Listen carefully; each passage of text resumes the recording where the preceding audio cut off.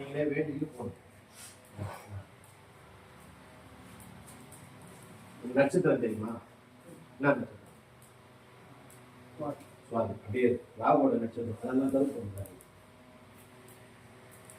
எல்லாம் ஒரு பக்கம் மனைவி ஒரு பக்கம் போவாரியா?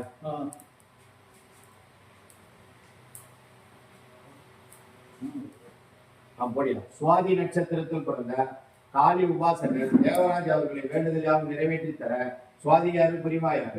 அவருடைய வேண்டுதல் எதுவானாலும் அவர் காளி கோயில் கட்ட வேண்டி வேண்டுதல் வைத்துள்ளார்.